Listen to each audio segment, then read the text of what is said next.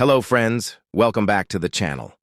Today's story is set in the late 1800s in a quiet Montana frontier town, where a lonely man and a forgotten widow cross paths in the most unexpected way.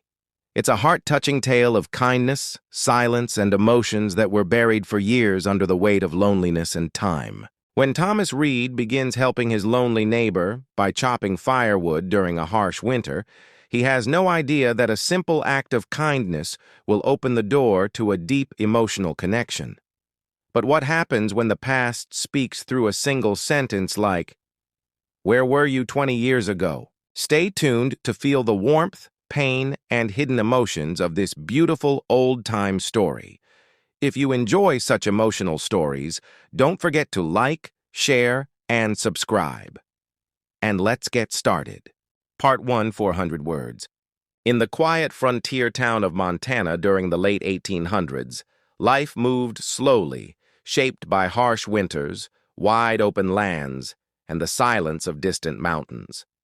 Young Thomas Reed, a man in his late 20s, had returned to civilian life after serving in the Civil War. He carried little with him except calloused hands, a worn coat, and a habit of keeping to himself. The town respected him, but rarely truly knew him. One bitter morning, when the wind cut like knives across the snow-covered streets, Thomas stepped outside to fetch water and noticed something unusual.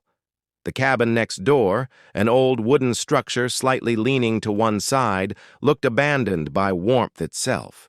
It belonged to Margaret Hale, a widow who had lost her husband years ago and lived alone ever since.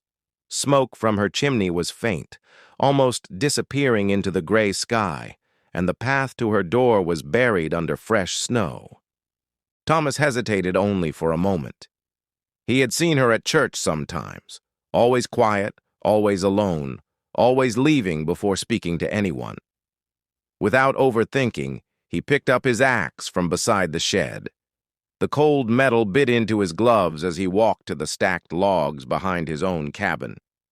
The sound of wood splitting echoed through the still morning air, sharp and steady against the silence of winter. He worked without pause, muscles straining, breath heavy and visible like smoke. Each log he split felt like a small fight against the cold that threatened to swallow everything alive. After an hour, a neat pile of firewood stood ready.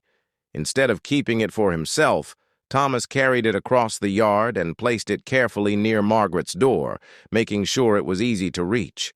Inside the cabin, Margaret noticed movement through her frosted window. When she opened the door, the cold rushed in like a wave.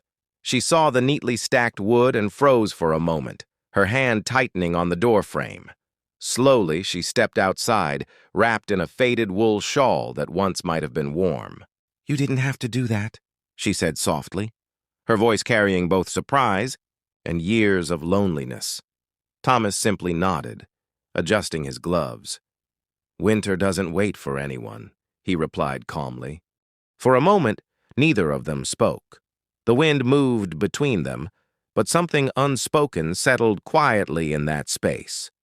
Margaret looked at the firewood, then at the man standing in the snow, and for the first time in years, her expression softened, like someone remembering what kindness once felt like. Part 2, 400 words. The days that followed carried the same harsh winter, but something subtle had begun to change in the small Montana settlement. Thomas Reed did not speak much, yet every morning before heading out for his own work, he checked the yard and noticed how quickly Margaret Hale's firewood pile was shrinking. Without being asked, he began splitting more wood in the early hours, his axe rhythm echoing through the cold air like a steady heartbeat of routine. At first, Margaret remained distant. She would only watch from behind her window, her breath fogging the glass as she observed the young man moving through the snow. But slowly, she started stepping outside more often. Sometimes she would sweep the porch, even when there was no dust, just to feel useful again. Other times, she would simply sit on the wooden bench outside her door, wrapped in her shawl, watching Thomas work in silence. One evening, the sky turned soft orange and purple as the sun dipped behind the frozen hills. The wind had eased, and the world felt strangely calm. Thomas was stacking the last logs when he noticed Margaret walking toward him. Her steps were slow but steady, as if she had decided something important after many quiet thoughts.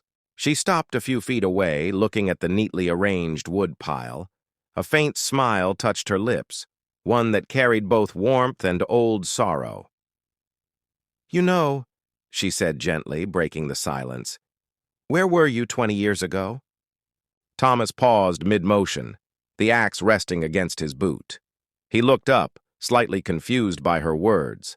There was no anger in her tone, only a strange mix of humor and something deeper, regret perhaps, or memories she had never shared with anyone.